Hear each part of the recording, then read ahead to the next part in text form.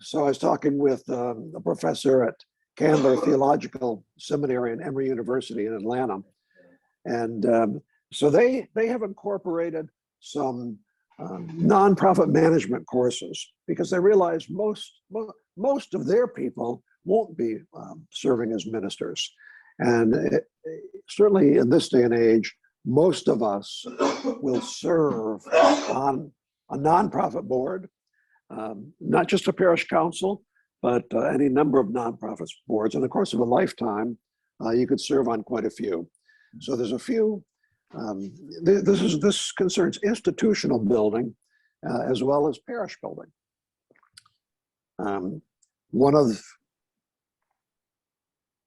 I'll give experiential tips. One of the first things that I've come across in all the parishes that I work with, which is generally filled with American converts to Orthodoxy, and generally pastored by American-born Orthodox converts to Orthodoxy, I come across this whimsical regret that we're not living in a different century. In an earlier time, a somewhat more golden era, one priest I was talking to told me he wished we didn't have any such thing as a parish council. He said they didn't have the parish councils in pre-revolutionary Russia. He said he would like to go back to how it was done in Russia. And I said, no, you don't. And understanding a little bit about the challenges of other times, and I'll just go into the Russian one just super quickly. You almost have to deal with it to encourage people to say that each period had their challenges. We have ours. We live in the century which God has placed us. The married clergy throughout the countryside of Russia before 1860 were dependent on a mixture of the aristocracy building the chapels and supplying them, and the Russian state providing funding. And the Russian state through the 19th century was trying to decrease that funding, or at least increase it slowly. And when the Tsar Alexander II freed the serfs in 1861, the aristocracy felt we don't have to support these chapels and these churches anymore. And they reduced the level of support, or they resisted supporting them. And the church state commissions and the Russian Synod of Bishops directed the formation of parish councils. And the serfs had no experience with voluntary organizations, and the rural clergy had no idea how to lead them. And it was a colossal failure. Gregory Fries wrote an excellent book on the subject. It's just excellent book. St. John of Kronstadt was a city priest, an urban priest, and he followed the practice, which was new to me, and not one that I don't think we can revive this in the United States, at least, is that you marry into a priestly family to secure a position in a cathedral. Now, St. John did that, but the times had changed so much that he struggled to find ways for the Orthodox Church to organize and fund service programs for the poor. So St. John, along with the aristocrats who were familiar with organization and international business, they looked to other countries, borrowing the name House of Industry. Father John Kronstadt, of course, formed the famous Kronstadt House, the House of Industry, borrowing that name from the English experiments that were underway with workhouses with poor relief. The settlement house movement that started in England and was strong in the US in the 1900s and early 20th century, and was a model for Raphael House. So this is part of the formations at Raphael House, where I served for 25 years. And in the chapel, we had a large icon of St. John of Kronstadt. It was prominent in our chapel. So he struggled the same as we struggle, and he struggled with some of the same issues. So I sometimes just have to, you almost have to address this because people look it up. A simple maxim for us is to express Jesus Christ in the sanctuary where God has placed us. and be envious of no other. This is what we have to do. The parish council today functions with a secular legal structure shaped by corporate and charitable norms, which come into play. Once the parish owns real estate or assets or has employees or simply accepts donations from the government, gives a tax exemption, all these rules come into play. Simon Jennings will be speaking up about that in a moment. Because my time is limited, I'm going to jump right into some, I'm just going to narrow in on a few experiential areas. And one of them is strategic planning. Most of us have participated in a strategic planning exercise in some organization. And a lot of people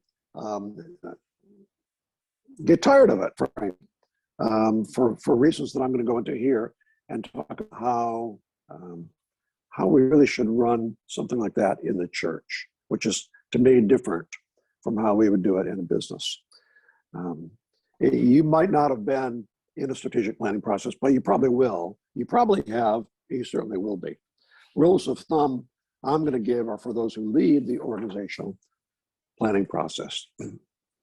First rule of thumb: every parish or charitable nonprofit overestimates what they could do in 1 year and underestimates what they can do in 5. When we put together a plan for a parish, the tendency is to front load your timeline because people get a sense of emotional excitement. They see so many actions that they could be done right away. And unfortunately, you front load the timeline, and if they do not complete everything in that first year, they will declare the planning process a total and complete failure. So if you are leading a strategic planning process, here's what I suggest you do. Resist the emotional groundswell of enthusiasm, put all the immediately achievable goals into year 2, not year 1. What you put in year 1 is everything you've recently accomplished already, your starting point. The first year is a ringer, so to speak, but with an important reason. Your timeline captures where you are at the outset, which includes many gifts and accomplishments already. The congregation needs to recognize what they already have, how far they've already come. But I would generally put recent accomplishments in that first year. The goals you think you can accomplish soon, put them in year 2. And of course, you want to accomplish them sooner, go right ahead. Most of them you will, but probably not all. You've essentially guaranteed the first 2 years of your 5-year plan will be demonstrably successful.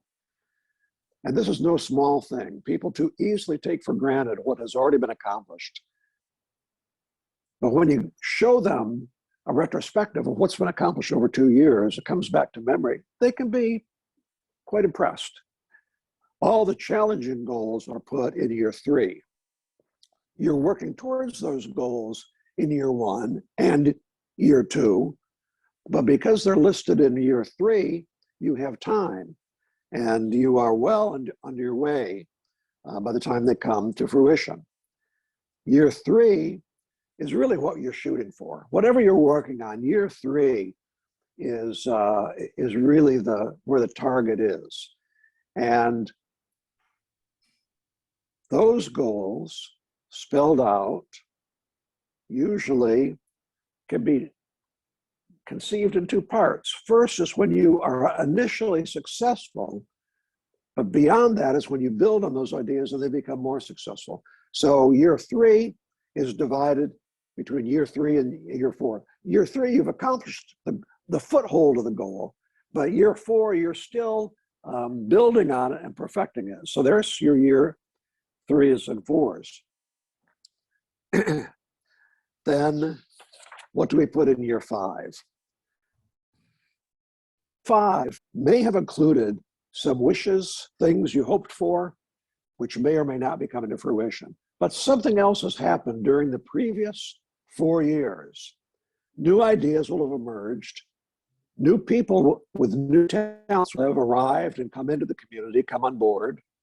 Unexpected donations or partnership opportunities or service projects will have presented themselves that you hadn't anticipated. Opportunities that you knew nothing about at the beginning of year 1.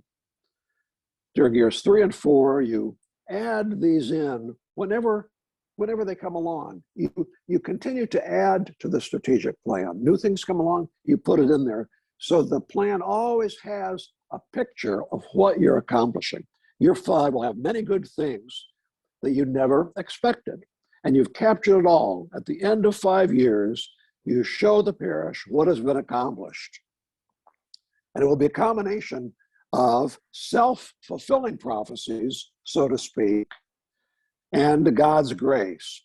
You'll accomplish most of what you intended to do, and you'll be amazed at how God has granted the increase. So you'll end up with more than you expected.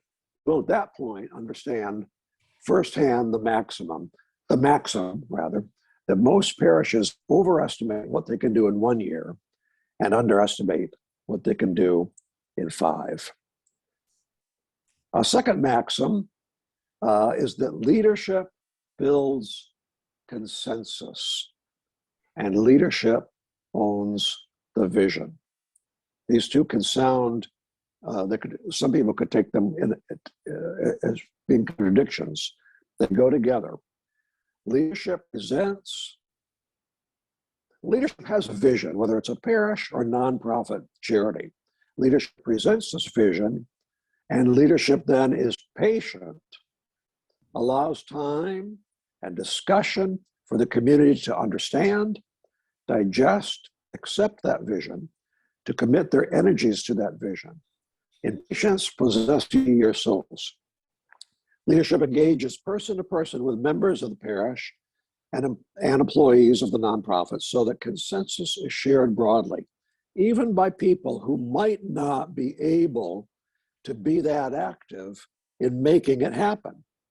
In a parish, I'd say the sick and the infirm, no one is left out because they're all holding this sense of what the parish means and is becoming.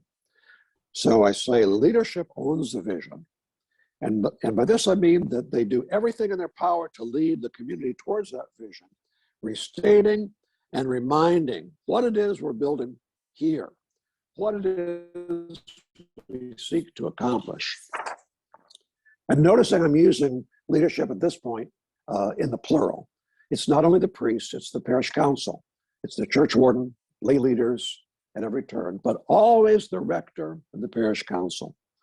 The rector of a parish or the bishop in the cathedral is central to the approval and blessing of it all without having to do it all. They don't have to do everything personally. I talked to one priest. We started lots of study groups so that people had a chance to meet midweek, or sometimes they were just once a month in their homes away from the church. And the priest said, I don't think I can do all these study groups. And I said, you don't have to. You don't have to do them all. You don't have to do everything personally, but we are setting something in motion and we're blessing it. Now, when it comes to long-range planning, there are a lot of outside facilitators who offer their services. And I'd just like to say something about outside facilitators. They can tell you all the benefits.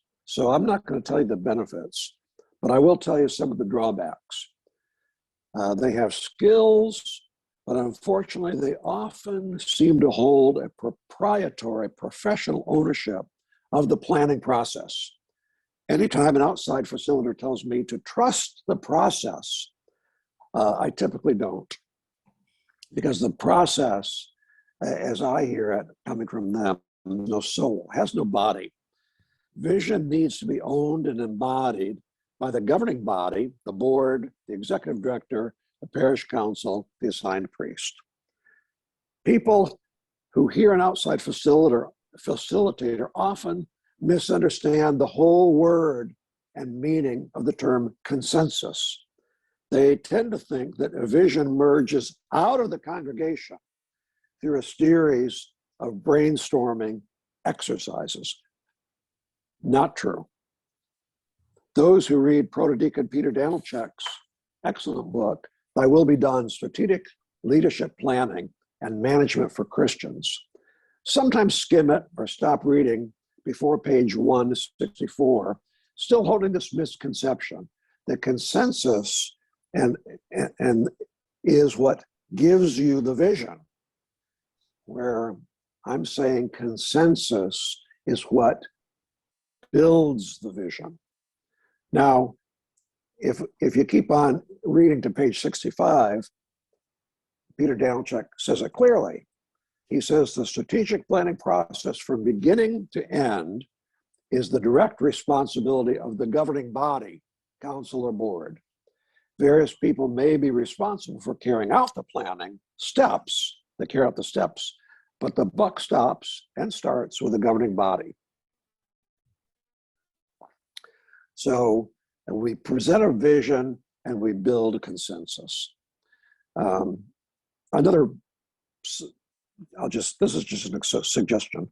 To avoid producing a strategic planning document that is text heavy, that no one will ever read again. I've talked to so many parishes and nonprofits where they do a planning process. It's just weighed down with a lot of text and details, and it gets put in the filing cabinet or logged into Google Docs, and really it's just never used again. There's an example of a long-range plan that I've heard two outside facilitators recommend that people consult. They say it's an excellent plan. So I looked it up. It had a lot of words, but no images for me. Words like understand and determine, implement, improved educational and spiritual formation program. Words like organize, access, and vision. They talked about assessing and administering the OCND survey, using acronym, to help develop a local survey. I saw this line, the password to access the survey will be sent out through the parish listserv. For those without a computer, we will, and so on and so forth. It was an impersonal juggernaut. And I called up the priest and I said, well, first of all, it looks very good on your website. It really looks like you've got it together. But do you use this survey? I mean, do you use this plan? And he says, no, we did it. We did the planning process and we've never looked at it again. It was exhilarating at first, and then it just wearied the parish. Very text heavy, not much in the way of images, and that's the experience when the long-range planning process is not led pastorally. So I'm going to stop here, and Simon will pick it up. But I do want to say that what I presented was so simple. An intelligent 12-year-old, I think, probably could understand it. And that's what we're shooting for, which is not the same with generally accepted accounting practices. So I'll turn it over to Simon. Can you turn the camera on to me?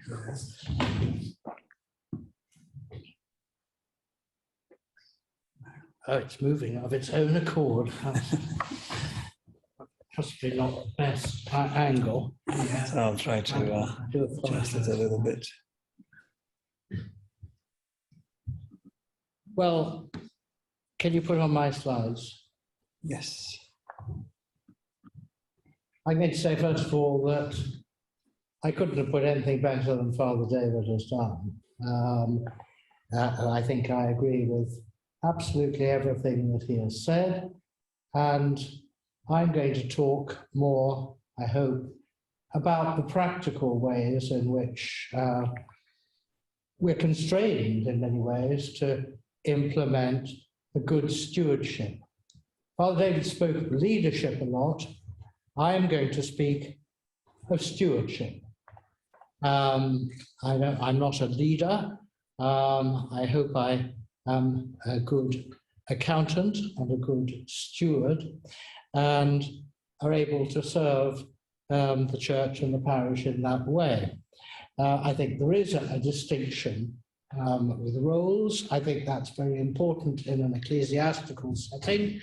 And I think that, as Father David has emphasized, the role of the parish rector is a vital role in leadership.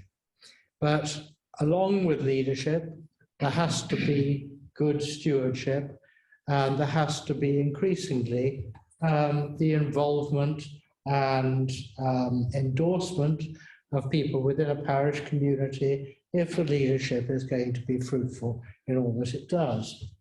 But carrying on, sorry, is there a way that I can advance these without bothering you? No, I'm perfectly happy to do it. Father David gave a couple of hints towards reading. Do change if you can. Yes. I have another couple of recently published books. I can repeat Father David's excellent recommendation, but this one is a rather academic, but very fruitful and interesting account of stewardship within the church, both from a theological and historical point of view, and also talking of some of the practicalities. I was actually going to take from it a maxim which begins one of the studies on Gregory of Nazianzus and good stewardship, where Gregory of Nazianzus talks about education in the Christian tradition being distinct from pagan education in dealing not only with matters of words and dogma, but the practical aspects of implementing piety. And I thought that was rather a good way of approaching things, but then I went back to the source, looked up St. Gregory's discourse, which is against Julian, and indeed the example he takes is from the education which Gallus and Julian the Apostate received at the hands of Constantius. And while it is a good maxim for the Christian life, perhaps it wasn't followed extremely well by those who participated in that education program at the time. Anyway, another book, which is perhaps more exhortatory and certainly more American in its approach. I don't mean to be disparaging when I say that, but there is, I think, a very definitely distinct way in which American church management and fundraising both take place, but still there is plenty of good stuff there. And then I really want to speak about something that is covered more by the third book, if Razvan can go on. This is just an example, but I think it's something which is extremely tedious, without any inspiring thoughts, nothing theological, but anyone dealing with the practical administration of a parish and the running of a parish council and the duties of trustees needs to be familiar with it, or at least have people who are extremely competent in implementing it. And I'm going to concentrate on this rather boring aspect of life, but it is one which I think is fundamentally important to the health of a parish. So Razvan, we have obviously scriptural guidance, if you can go on, as to what makes a good steward from the Apostle Paul in Corinthians, that a man be found faithful. I read that as being accountable, being transparent, as well as being prudent. And then in the first epistle of Peter, able to serve others through his good stewardship. And that, of course, is the fundamental, those are the fundamental aspects of Christian stewardship.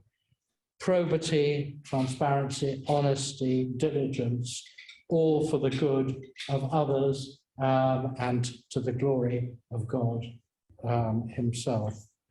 And then we have, of course, the example of good stewards in parables, Razvan, and the famous one, the good and faithful servant, both in Matthew and Luke.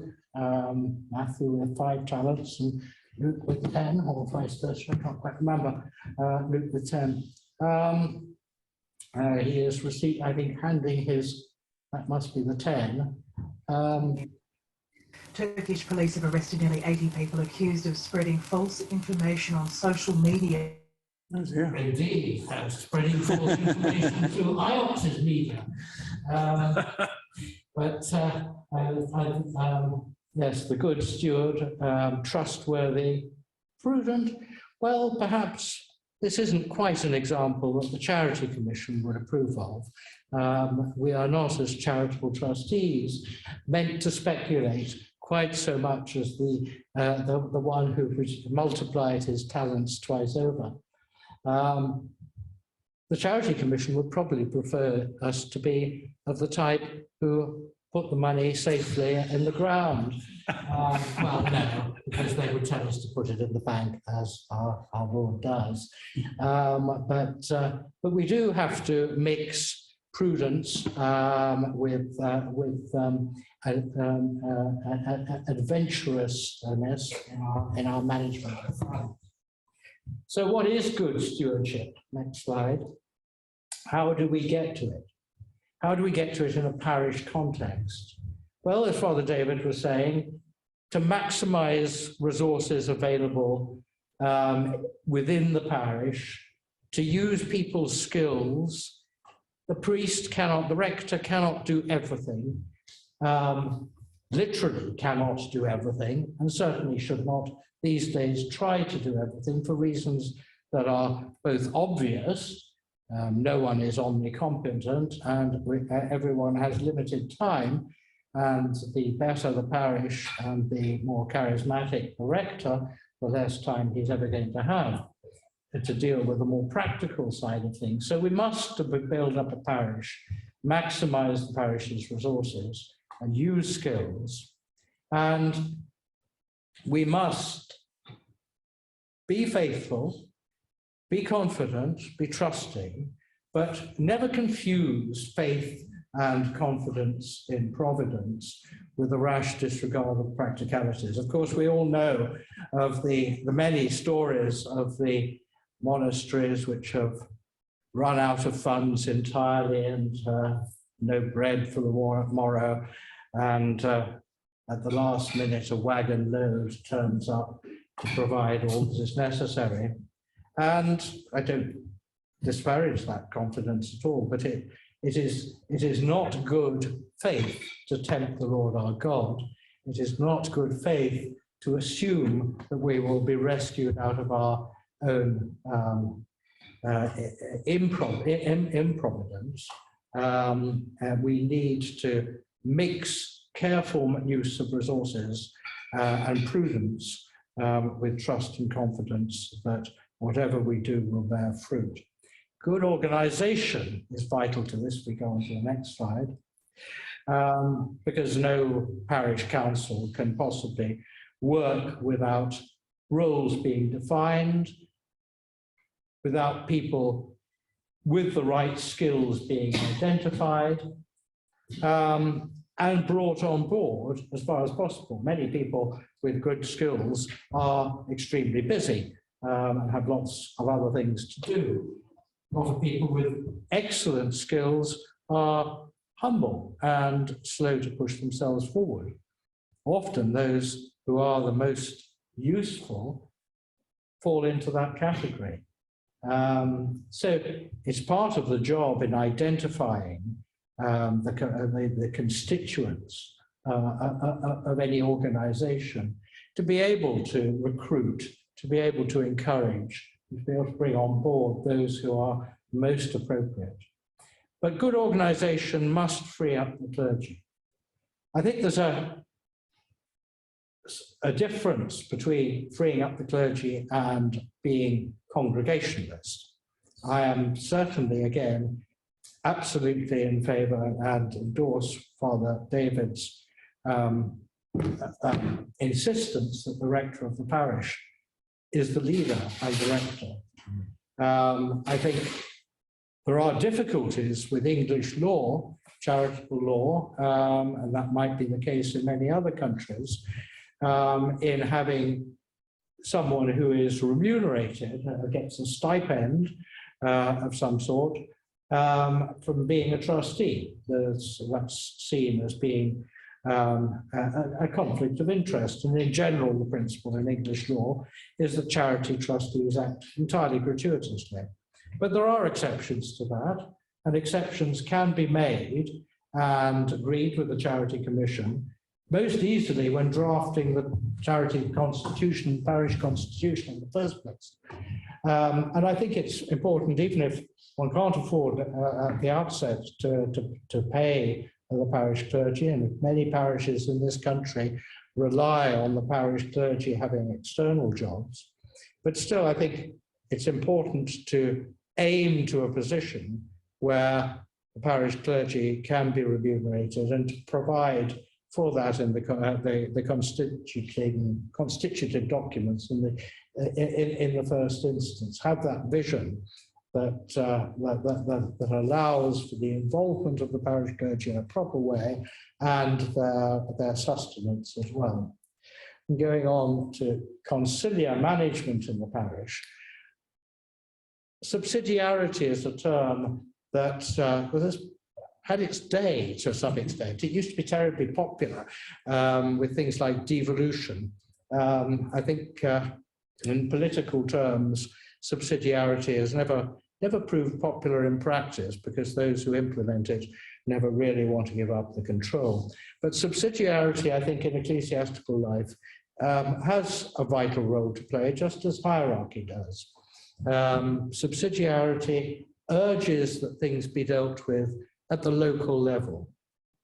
The best ways to develop a parish is to make the parish effective at the local level, to involve people within the parish, to include as many as you can and are able, to be always alert to the dangers of having your parish council or your board of trustees being self-perpetuating or becoming some sort of governing body over a congregation.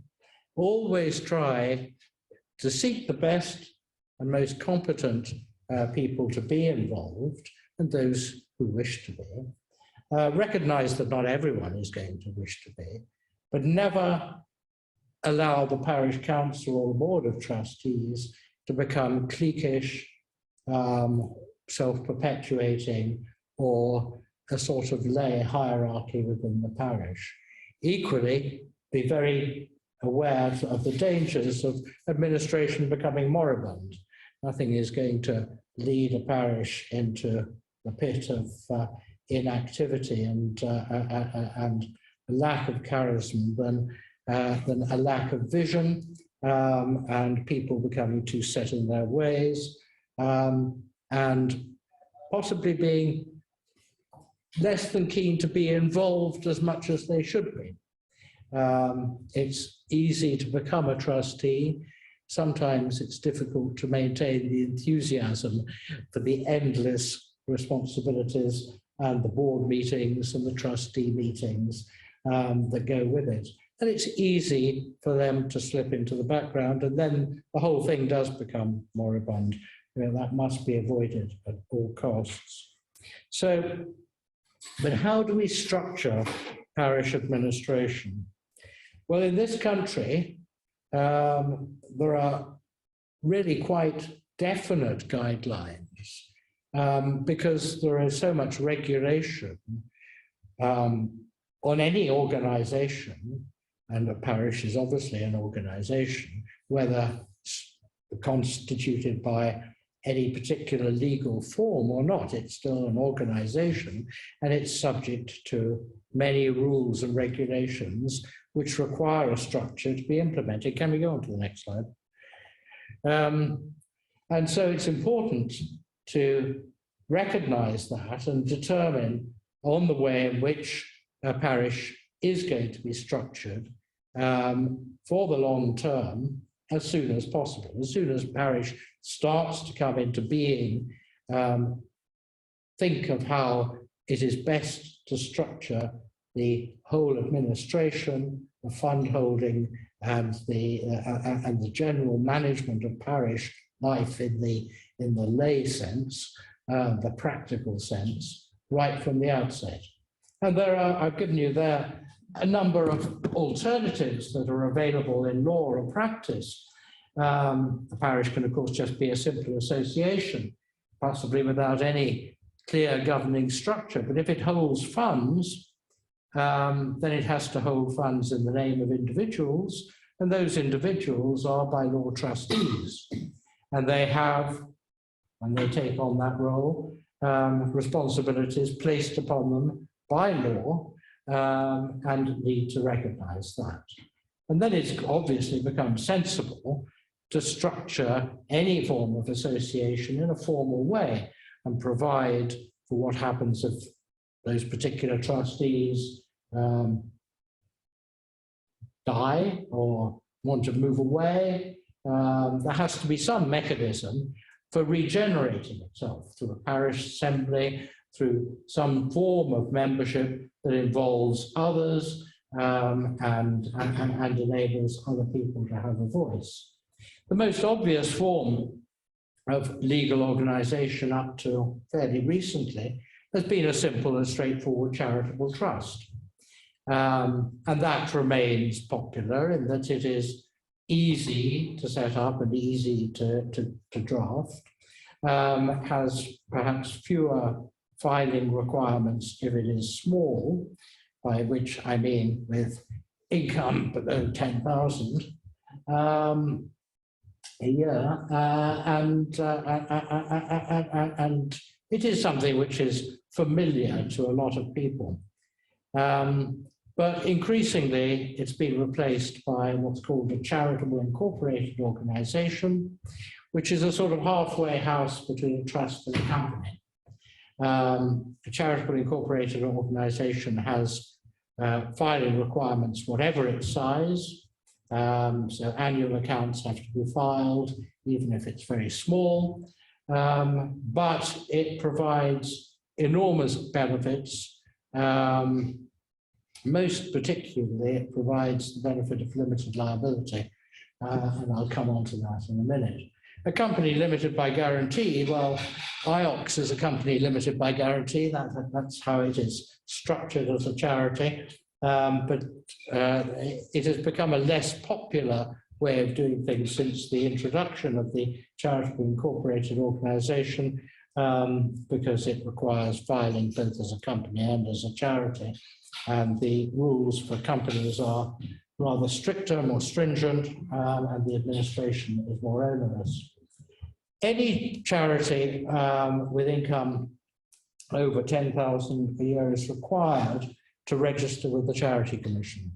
So if you are starting off life as a parish, well, you might think that 10,000 is quite a goal to get to, but it's one that if you don't reach it fairly soon, there won't be much parish life in this country. It's not a great deal of money, and it's an easy target to exceed. But it does mean that you have to consider registration at the earliest stage. And you also have to register with the revenue to get any tax benefits. And these days, you have to be aware of something called the Trust Registration Service, which exempts a lot of charities from registration, but not all. But those two bodies are required bodies for registration for any charity that is actually going to have any future. So going on to the next slide. Structuring the board of trustees, you need again at the outset or as early as possible to determine whether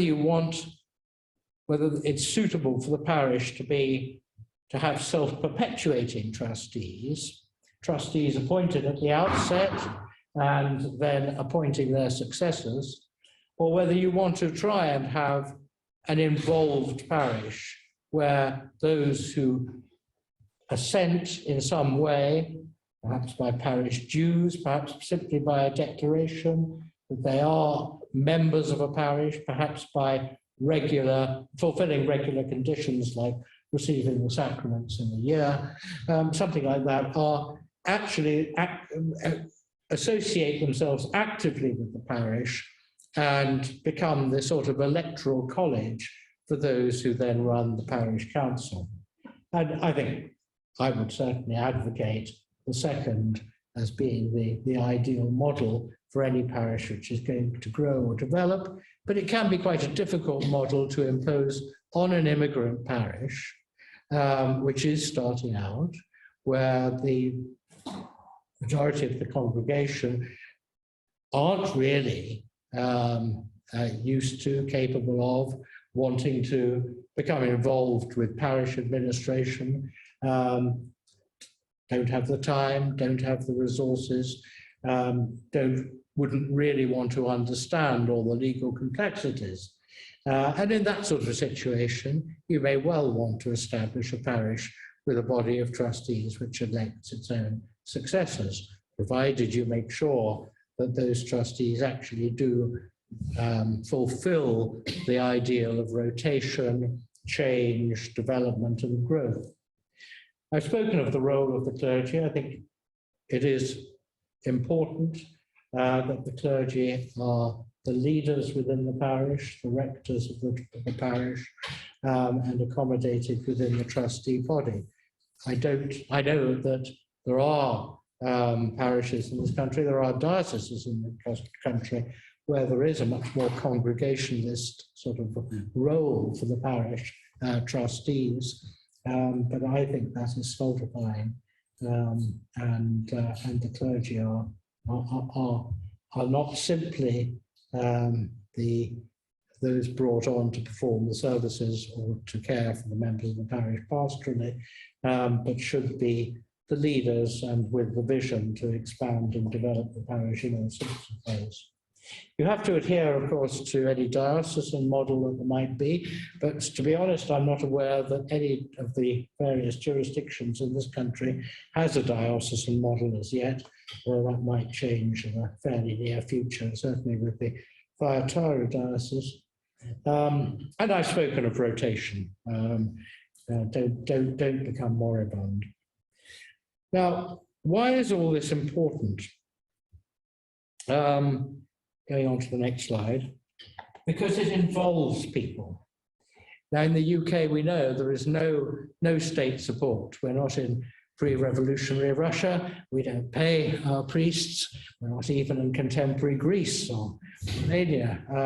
There is no state support for any of our Orthodox parishes. At least no direct financial support. Of course, charitable reliefs from tax and such things as gift aid, which allow the reclaim of tax from donors, donations and gifts, is regarded increasingly as state support, and it's important to be aware of that, as I'll come on to mention. But parishes in the UK have to be self-supporting. And the only way that you're going to get a parish really to be truly self-supporting and involved and to grow is to involve those who are the congregation. People give to what they feel involved with, to what they see as important. They don't have to be necessarily involved in all aspects. They have to be emotionally and spiritually involved. They have to walk into the church and feel it is the house of God. They have to walk into the church and feel it's beautiful. They have to walk into the church and see if there's something that needs repairing. They have to walk into the church and feel a sense of commitment to a family. And in those circumstances, giving will come naturally. And involving congregations, as I say, in the work and maintenance of the parish is vital. Utterly vital is transparency, in my view. I've just spoken about the need for registration with various compliant bodies, compliance regulators, all involving the filing of accounts. Accounting is a way of involving people. It's boring, it's done by people like me. It might not actually make a lot of sense to those who even bother to read it. But there are people who do want to read it, who do want to see where the money goes or how the money is raised. And even if they don't, I think people's attitudes change where transparency is available to them, where they're able to go and see what happens. There's nothing being hidden. There's nothing that is under the table. There is information available whenever you want it. And so I think transparency is a tool in involving people and encouraging giving. Going on to the next slide. As I say, parishes fall under, or charities fall under increasing scrutiny. I'm sure that's true just as much in the US as it is here, US, Canada, Europe, I'm sure, in general. And I think it's hard to underestimate the way in which scrutiny has increased. You may think that religious charities are exempt from such suspicion. I can tell you that religious charities are increasingly the target of such suspicion. It is no secret that religious charities have been involved, not in Christian contexts, but in others, in terrorism financing and other such things. And it is a reality that those regulators, such as the Charity Commission, who are responsible for ensuring that charity monies are well applied, are not allowed to make any distinction when looking at religious charities between those who might be difficult and those who seem to fit into the Christian tradition of Western Europe. But at the moment, of course, we have a position in Eastern Europe where war rages, and that in itself has provoked scrutiny of at least some of our jurisdictions and some of our charities. Non-compliance can lead to inquiry and censure. Non-compliance is easy to get into. You're late filing your accounts, you don't fill in your annual return properly, you don't record all your trustees on time, changes of trustee on time. And although up till fairly recently, non-compliance with the Charity Commission has not been punished too harshly, it is increasingly being stamped upon, and it is unpleasant to face an inquiry by the Charity Commission. They can appear and be very serious, and the consequences of censure on a person as trustee can be quite serious. Trustees are required to be fit and proper and aware of their responsibilities, which means that education of those who are brought into being parish trustees is vital, and it's just as important as being trustees of Save the Children or whatever. In fact, it's more so, because Save the Children is always going to be well advised. There's always going to be a team of lawyers sitting there saying you shouldn't be doing that, or you should think of doing this. It's very easy for a small charity to become non-compliant, to fall behind in its reporting, for the treasurer to get COVID and be 6 months late. But it's even more easy for charities to sit on things like property and not maintain it properly, not have the money to do so. Have a property which, like a church, which they've taken on, the roof starts to leak, they don't have the funds, the roof continues to leak, the property gets more and more damaged. you might think that there's little you could do about it, but as trustees, you have to do something about it. You don't have the option to allow property to fall into disrepair. So make sure that trustees are aware of their responsibilities, and there is extensive guidance published by the Charity Commission, which every trustee these days really ought to read. The Essential Guide to Being a Trustee. Again, boring, but important. Because risk management is vital in the areas that I've just summarized there. Above all, of course, risk management in something like safeguarding is vital.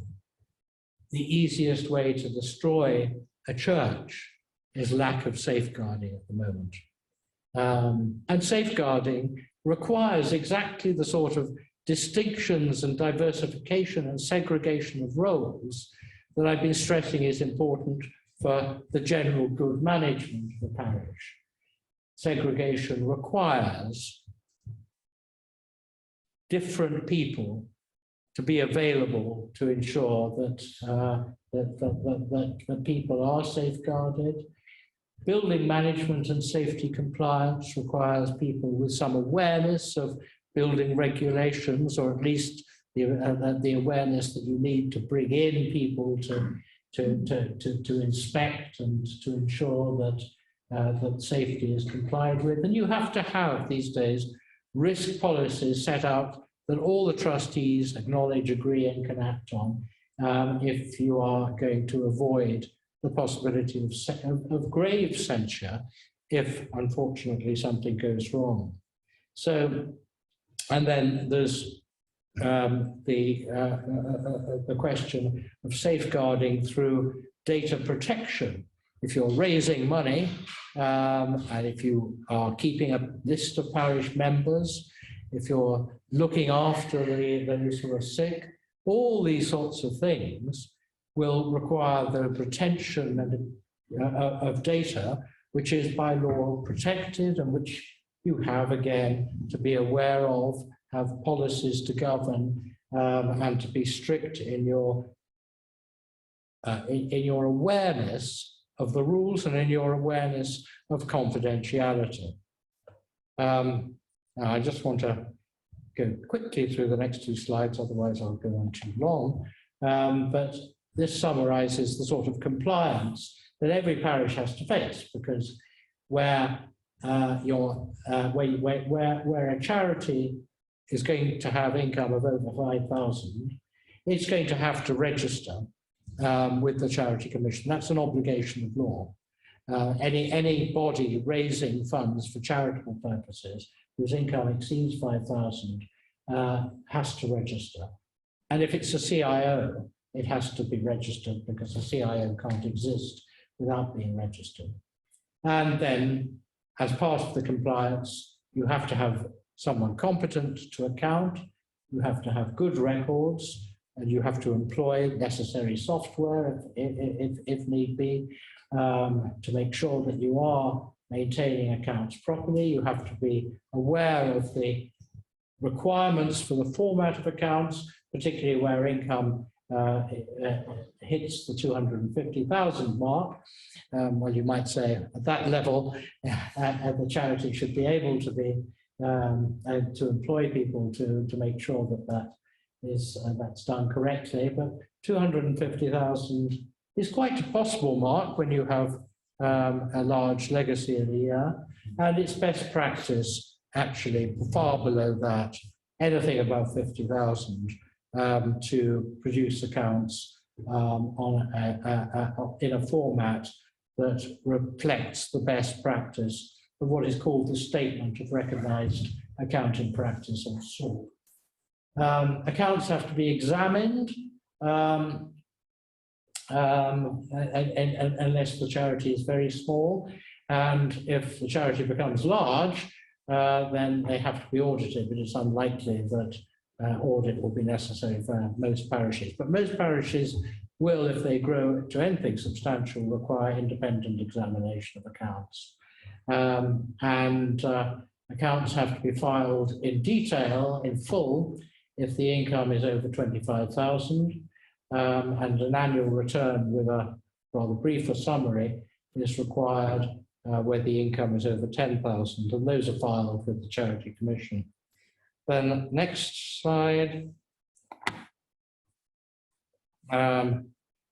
Trustee liability is why you need trustees who are aware. Trustees taking on trusteeship does bring with it liability. I've spoken of that, and it's best to address it, to think of how to limit liability, to allow ordinary people to participate without fear. The obvious way to do that is through using a CIO, because that does give limited liability to trustees. Also thinking about taking out insurance for trustees, but above all, taking responsibility seriously, attending meetings, as I've said earlier, and delineating roles so that not everyone is trying to do all of the work. People do share responsibility. Next slide. Spoken of the Charity Commission guidance, so refer to it. Next slide.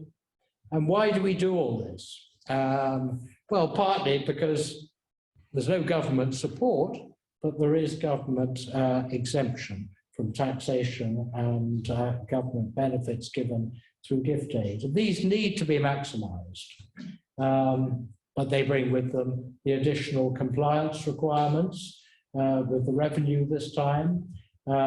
Again, the same sort of thing, registration, due diligence for each individual trustee, record keeping, and other requirements, because your expenditure has to be monitored. If you're obtaining gift aid, claiming gift aid, then there are certain things that you are restricted in doing, or at least where you have to be more accountable. One obvious example is transferring funds abroad, and to raise funds for the earthquake in Turkey and Syria, for example, is something that a number of parishes may do, and they're able to do that. But if they send funds abroad, they have to know where they go. And if you're found out sending funds to a foreign charity or a foreign body without knowing how that expenditure is accounted for, gift aid can be restricted or lost. So you have to be aware of that sort of element to it, and take nothing for granted.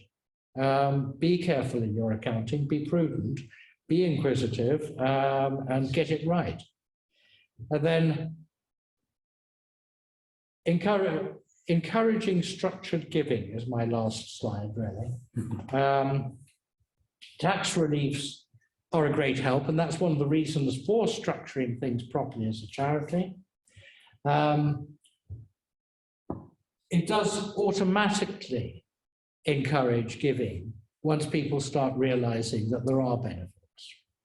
Even if they're earning fairly small amounts, the gift aid may still be a possibility. But gift aid works in many ways.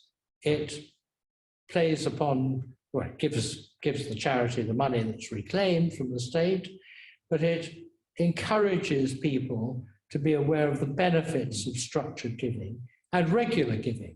And if people are aware that giving in a certain way, not anonymously, because you require records of the donor to get gift aid, not simply by putting money into a collection plate, but by identifying yourself and then being available to make standing order commitments, that sort of thing means that money and giving grow almost incrementally, almost organically. These days you can get at reasonable cost machines which can stand in the parish narthex and invite donations cardless, contactless, and by card. I can't speak too highly of the effect of those. Making giving easy and just encouraging that little bit more than the deposit of the odd pound, or indeed ruble, or franc, or euro, into the collection box, actually encouraging the use of card giving and contactless giving does lead people, encourage people to increase their donations. Tithing is very much an American thing. I frankly hate the word tithing. It's something that I just can't relate to. And I think it's not for anyone, even within the parish, to suggest that people ought to commit themselves to particular levels of expenditure. And it's not for the parish to assume that the parish is the only object of someone's generosity and philanthropy. So I avoid the phrase tithing, but structured giving seems to me to be very useful. Confidentiality is vital. People give because they love. People give more because they love. But lots of people simply do not have the ability to give that much. And it's vital that people feel confident that whatever they can do is respected, valued. And I think being confidential about it is an important element in that. No one wants to know, wants their sort of level of giving compared to anyone else's. And so I think that one of the fundamental roles of the treasurer is to be a source of advice, help in giving, but confidential in every aspect. I also think it's part of the role of a treasurer in a good parish to be able to dispense in exactly the same confidential way. Some people fall into extreme penury, particularly at the moment, and the parish should be capable of responding not only to its own needs, but to the needs of its parishioners. But that's something that needs to be handled extremely seriously and sensitively. And so I think a treasurer who can be bound by really trustworthy confidentiality has an important role in not only receiving, but helping those who are in need. And so the final slide is obviously the supreme example of giving, the widow's mite from the Ravenna frescoes. So I'm sorry I've gone on a bit longer than I should have done, but I always do go on. Thank you very much, Simon. And let's thank both speakers for presentations. We've been given a wealth of insight and advice into things we don't often encounter, put in such a systematic form and so well explained, and the fact that they've been presented from an Orthodox perspective and indeed profoundly theological at times, make these contributions extremely valuable and a treasure really for any charity working in the UK, parish, but also perhaps internationally. I'm sure there were things which our friends present here from Romania, many of whom indeed will be priests, soon one of whom already is, they will have found helpful advice. Who's from Romania? Who's from Romania? These, well, a couple of... Apart from I've been there 80 times. 80, more than me. Well, we have some time for questions. And I already have a question. It's for Father David. And the question is, do you think organizational language depersonalizes or detracts from how we relate to the church?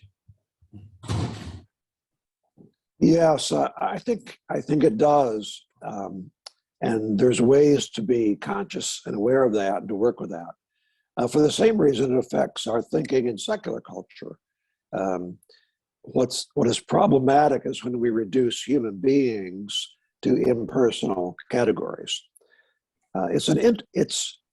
That's the kind of inertia that pastoral theology tries to be aware of, tries to warn against and point out, in emphasizing instead the person through personal approach that is an essential attribute in our life in Christ.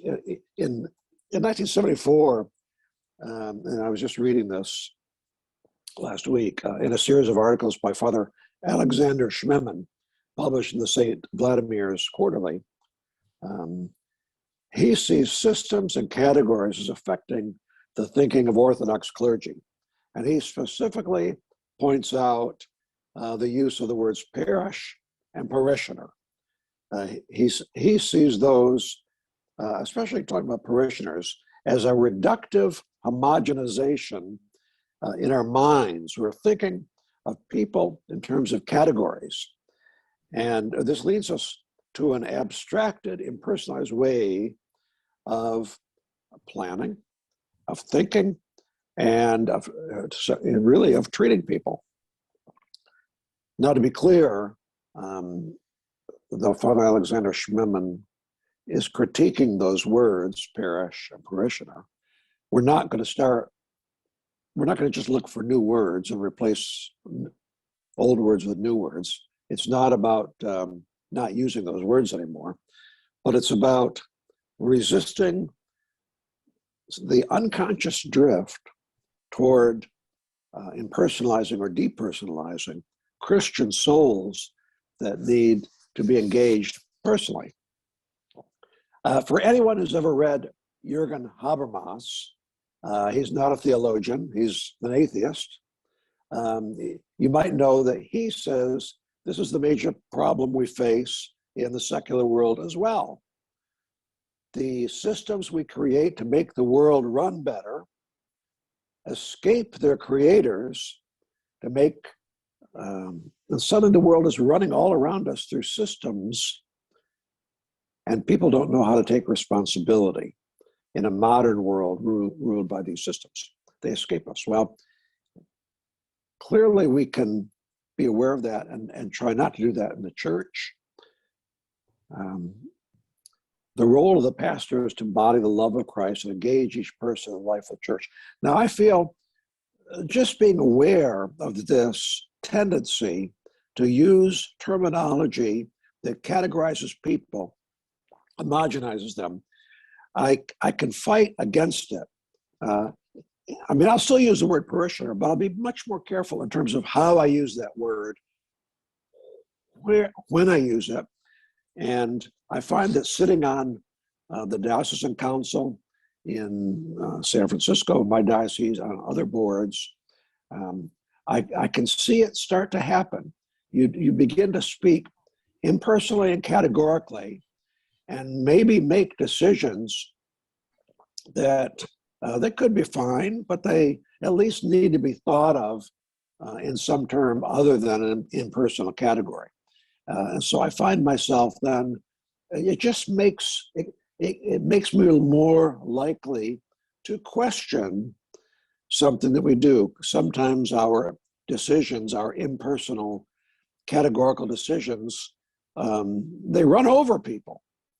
And so I think just being aware of that as a leader is particularly helpful. As leaders aren't going to change the language that we use. We all use the same language, but they do direct and take hold of the language in a way that can lift people up and not push them down. I saw a hand there from Cherry. Cherry, you have a question? Can you hear me? Yes. In many ways, following on very much from that last point, that while I would very much appreciate what is being said about the leader having a vision and trying to draw people into that vision. I have also seen that model go disastrously wrong in the parish priest being very, very heavy-handed about saying, this is my vision and you can fall in line with it or go. And I've had people do that actually being very disabled over my accessibility arrangements on occasion. So something where it was actually literally impossible to be flexible on in the way that was being demanded of me, at least. Would you have anything to say about using that model but avoiding that sort of pitfall? Well, unfortunately, when you deal with those kind of personalities, which you find everywhere, there is no, let's just say this, there's no system that you can create to go around human beings and not have it come back and bite you. So I think we have to face people and the problems that arise in those situations. I've seen a strategic planning process in which it was designed to go around supervisors and executive directors. And of course, nothing's going to come of it, or you're going to end up with a very rule-bound procedural organization where people feel they don't have any movement. So I guess my only comment is we can't use a system to avoid people, even when the person is heavy-handed. I totally understand and appreciate that. I just wonder if it would be possible to find a way of expressing it which didn't suggest that that was entirely permissible within what you're advocating, because it's obviously not from what you're saying, but the language that you're using does imply that that's all right. Well, I think, trying to say it directly is the best way. I do know that there's two types of priests that I've encountered. One is the very, well, I hate to say this in the context of priests, let's just, but arrogant. And the other is the very insecure, for whom any kind of criticism just wounds them deeply. And that can be just as difficult. I don't know any way around it. We just have to go through it. Thank you. That's very interesting. There's a hand raised also from Angus. Hello, I have another boring question for Simon, if you don't mind. Sure. Simon, on your slide about legal structures, you had association, parish assembly, trust. So all these are individual, distinct structures you can have for your parish. Are these particular advantages to being a trust over a parish association, or an association over a trust? Yeah, there's certainly an advantage in being a trust over an association, because a trust will have a constitution, a trust deed, which reflects in far greater detail and more accurately the managerial roles of those holding funds. And an association is a trust in practice, but it's not often drawn up in the way that a trust deed is structured, at least in this country. And so that the responsibilities of a trustee can be lost. But a lot of charities are drawn up as associations. They tend to be things like sports facilities and football clubs and the like, where the function perhaps is more important than the financial arrangements, until you start getting a football club itself. But I would recommend, as I said, the charitable incorporated organization as being the contemporary model that any parish charity setting up now should consider following and implementing, because I think that provides the benefits of limited liability. It provides the alternative options between having what's called a foundation model, where the trustees are self-perpetuating, or a members model. It has, there are pro forma documents available on the Charity Commission website, which can be taken and adapted. So it's probably the obvious thing, obvious way of structuring anything that is intended to endure. Okay. And as I understand it from that limited liability, so that means that the trustees wouldn't be personally responsible for finances of like the trust. So as in, like if they got into debts, they wouldn't be personally responsible for the debts. They would have to pay off from their own. That's right. That's right. That's the benefit of limited liability. That in general, the liabilities, if they end up exceeding the assets, don't fall on the personal shoulders of the trustees, as they do in a charitable trust.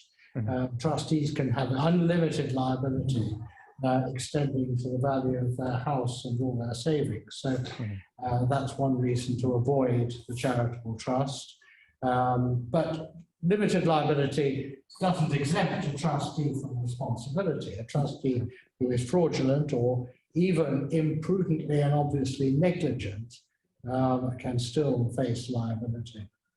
Just going back, I'd like to say something on what Father David was saying and the whole question of language in strategic documents. One reason, again, why I think there's sometimes there's a real distinction between attitudes and the use of language in the UK and America. But I think he was saying exactly what I would say, that language, if you're having if you're drawing up strategic documents, and particularly if you're fundraising, in the religious context has to be used with absolute integrity. I've seen fundraising campaigns in a number of different churches. I've seen large ones in the Catholic Church. And the tendency there is to engage professional fundraisers who have perhaps a very different view of, will come from a very different background in raising funds for secular charities, and adapt religious language in their promotional documents in a way that's intended to appeal to the sort of religious targets. But to me, there's a great danger of deep valuing and depreciating the language that you've adopted. If you've taken phrases from the Gospels simply to use in promotional literature, I end up finding that quite distasteful and worrying. And I think that if you are, if for any reason you are embarking on a fundraising campaign, you have to be very careful as to the way in which you promote something where you're treading on very sensitive grounds, and where the overwhelming requirement is to be faithful, to be honest, to be pious, frankly, and to regard what you're doing and the function you're doing it for as for the service of God, and not simply for good works. So every word of Scripture has to be treated as if it is Scripture and not used for a quick a phrase that grabs people's attention. Thank you, Simon. There's another question, it'll probably be the last for the evening, is from Ben Morris. For Simon, can a parish set itself up as a charity with an income of less than £5,000, or is it better to not seek charitable status in such a situation? The answer is yes and no. If it's a charitable incorporated organisation, yes. If it isn't, then no. Is it better to be a charity? Yes, because if you're going to grow, you want to have the tax benefits. You want to be able to say to people, if you can afford to give out of your taxed income, we can reclaim. You want to be able to say to people, if you leave us some money in your will, that will be tax efficient. It will be, it will save your estate and your other heirs some money, possibly.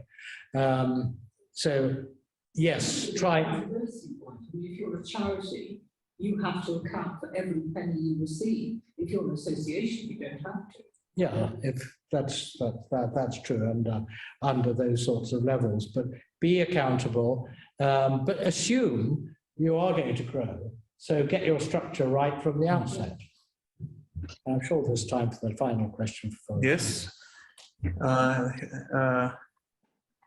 Okay, there's a question that it's more general. Any other questions for the speakers from anyone? Oh, Ralph, I see, is hesitating. Yeah, I do have a question, but I suppose it's also just a responsive point that I'm not an expert on things as they happen in this country, but I have done some reading and research on church organisations and what you would call revival, I suppose. And it's quite notable in for instance, the Coptic Church in the 19th century, which emerged out of the Ottoman Empire with a very heavy, sort of top-heavy organisation. And actually, the forming of parish councils and the getting of people involved is seen as absolutely key to the way that church really sort of rose out of its ashes in the 19th and early 20th century. Well, because the money that came to finance was from a prosperous middle class. Right, exactly. Who were competent and wanted to. Yeah, but alongside that, when in Ethiopia, with the communist revolution, the church ran out of money, and the patriarch who was appointed, he was a simple monastic man who the communists thought they could manipulate, and they didn't understand monastics. And again, it was the creation of parish councils that actually helped remove some of the resentment that had caused the communist revolution. Yeah. And the church really thrived without very much money, but people became happy that it was being used for the benefit of parishes, not for the building of bishops' palaces. Yeah. And so in very different situations, but parish council organisation really made a huge difference to the spiritual life of the church. And I think that's, yes. I know you've said that, but yeah, there were some good examples. Any other question from anyone here or online?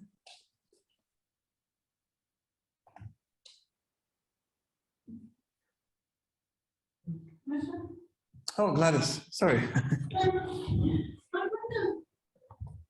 It may be my ignorance or misapprehension, but I do see that a lot of parishes sometimes have a tradition that when there's an appeal, they give very generously, but not much tradition of this planned giving. I do think if it only could be encouraged more, not tithing, I agree with you. Because that leads to complacency. I give 10th, which means you get 90% of everything for yourself, don't you? So, but if people could really be encouraged to set aside each month something planned, even a couple of pounds. Well, yes. And I cannot see any evidence of this being heard by anyone. Well, I think discreet. We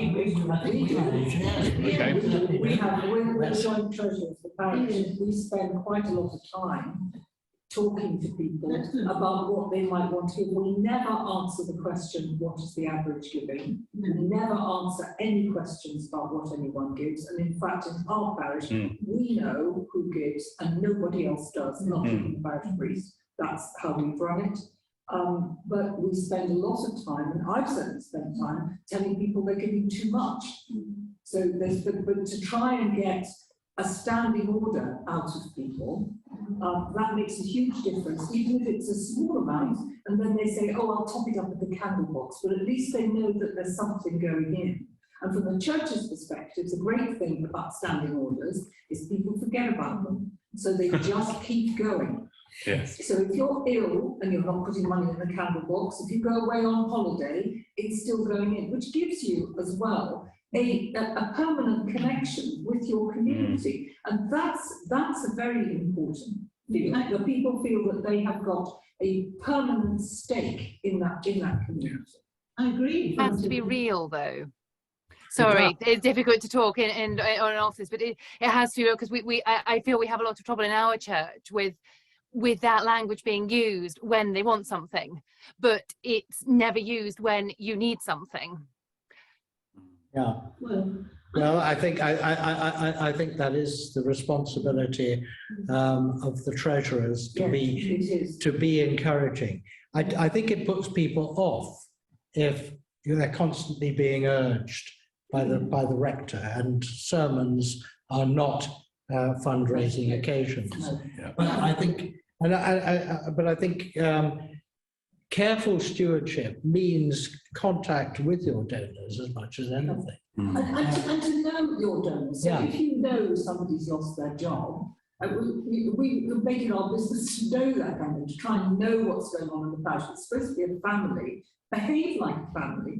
Be open. Try to talk to people over coffee hour. If somebody tells you you've lost their job, I'm going to produce some kind of opportunity to say to them, would you like to reconsider what you're giving? It's very important that they feel that what they're giving is really appreciated by the parish. So you should be saying thank you a lot, but also that you're seeing this as a two-way street, an adjustment. I think it's absolutely right, Francis. I just wonder how general it is. And I think perhaps people need to be encouraged that a small amount might be useful. I think sometimes they're frightened to give, but they think I can only give a couple of pounds, that won't help anybody. And they do also need to be assured that they can stop it if they lose their jobs or fall on hard times. Yes, that's one of the reasons why I think something like electronic donate machines are very helpful because they're discreet. No one knows what is being given, but you're using your card to give rather more than £2. It also reflects the fact that many people now don't carry cash. Yeah. At all. Yeah.